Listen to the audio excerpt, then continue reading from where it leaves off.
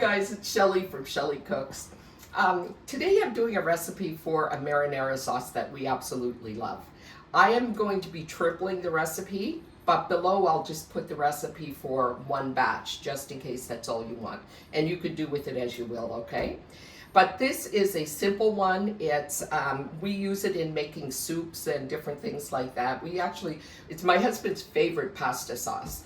Just to have it with spaghetti. So I thought you might like it, and I'm here to share it with you. So what we need are garlic, so it's 2 cloves.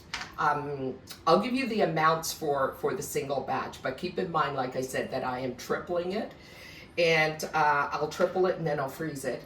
Or I may even can it, and if I can it, because it's a tomato sauce with carrots and things in it, I will have to pressure can it. But I just want to share the recipe with you. So it's for each recipe, you do 2 cloves of garlic. You'll do 1 medium onion. You'll do 1 carrot. You'll do 1/4 cup of olive oil and a teaspoon of salt and a tablespoon of sugar. So if you want to come over to the stove, we'll put it all on and get it started. And after we get this done, we'll let it simmer for about 20 minutes, and then we'll put it through the food processor or blender. In my case, I prefer using my high power blender.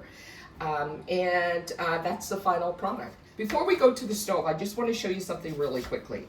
I have mentioned this little contraption before. It's on Amazon. It's a veggie chopper. It's super sharp, so it works really well. I use this faithfully now for even the carrots, as you can see in here. Anything hard like carrots, you just cut it and put it in and it's perfect. So I want to show you how easy it is.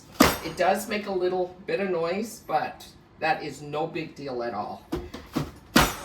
The thing I like is the pieces are all the same size and they're cute. So, and this is the last one.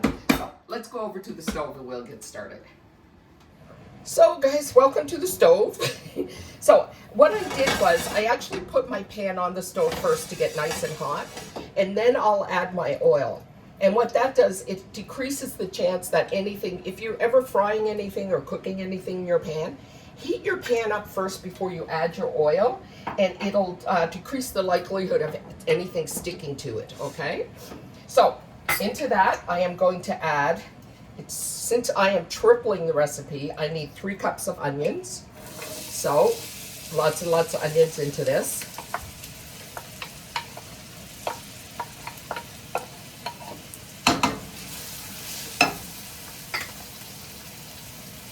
Don't be afraid by the amount of olive oil that you see in this, okay? It's an authentic Italian marinara. So you really do need all of that olive oil, and that's where a lot of the flavor for this recipe comes from. So don't be discouraged by that, trust me. Just try a single batch of this, and then you can decide if you want to make more. I can promise you that you will. You will be very happy with it, I think. So that was the garlic.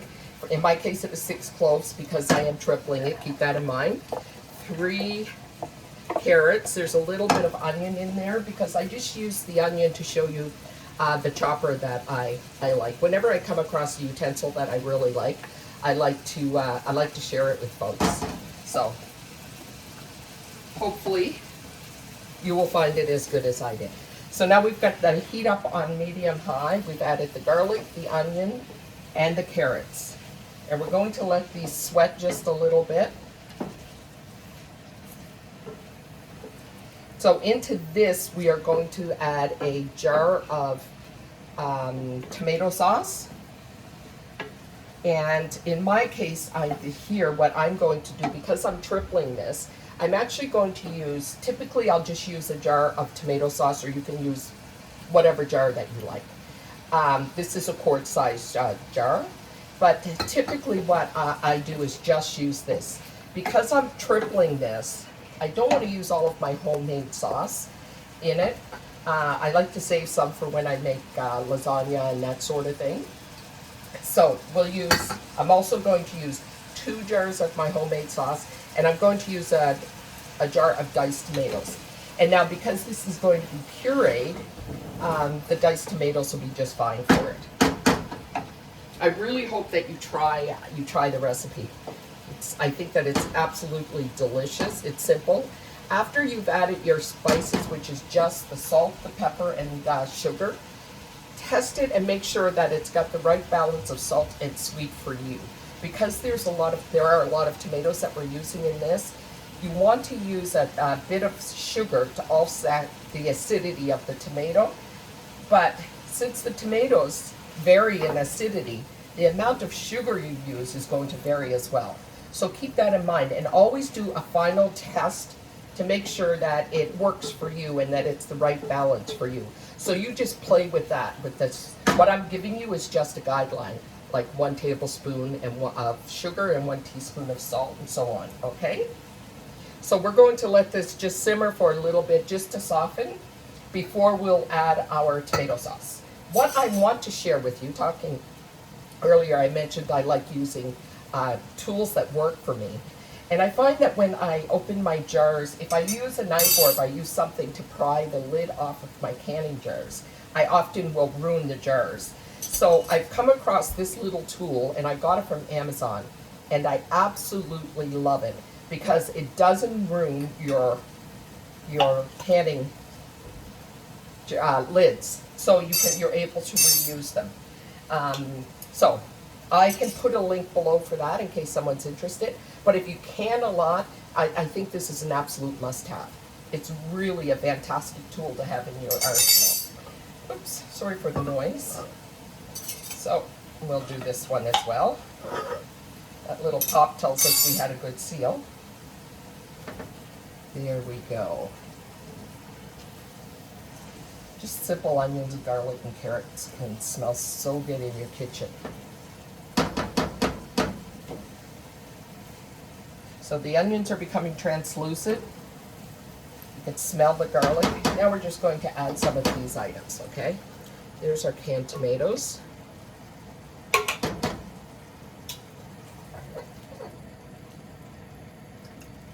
One of our jars of homemade tomato sauce. We actually have a video on that if you care to drop by and see how we can our own tomatoes. And another one. So this makes a really nice amount. So I'm going to, as I said, save this. This would be enough for several meals. So I'm going to probably can it or freeze it and have a lot. If you're making the recipe, you might as well make a large portion of it, and then you have it. And so here I have my salt, pepper, and sugar, and I'm going to add that as well and give that a good stir. And then I'm going to put the lid on this and let it simmer for 30 minutes, okay? And I'll come back in 30 minutes. I'll do a test, a taste test to make sure it has enough salt, make sure it has enough sugar, and adjust that, and then I'll puree it, put it in the pot again, and let it simmer for an additional 5 to 10 minutes, and it's ready. So how about I bring you back in 30 minutes after it's simmered for a bit. Hey guys, so we're back. The marinara has been on for 30 minutes, and it's nice and thick. I haven't tasted it for the final seasoning because I think what I'll do is I'll puree it first, and then put it in the pot, put it back on to simmer, and then I'll try it for the sugar and salt. So let's just get it all pureed up.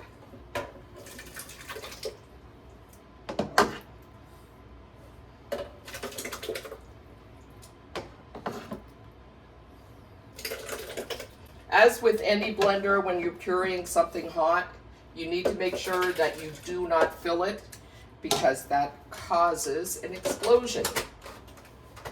So I'm going to lift this flap just a bit so that some air can get in there, and power on.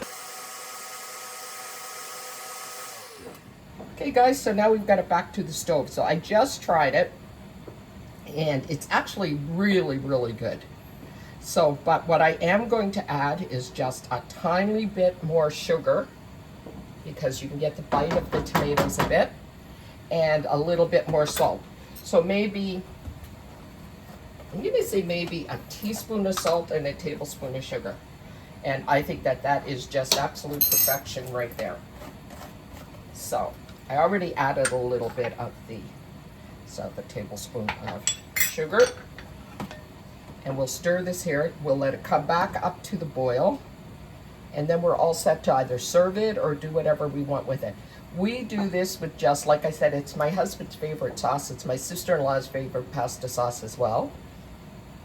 And you can use it in other recipes like chicken parm. It would be awesome with anything at all.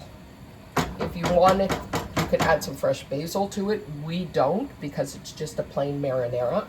And I just want to show you the lovely texture of that.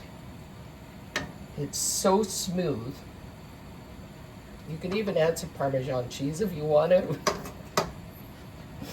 So, that's it.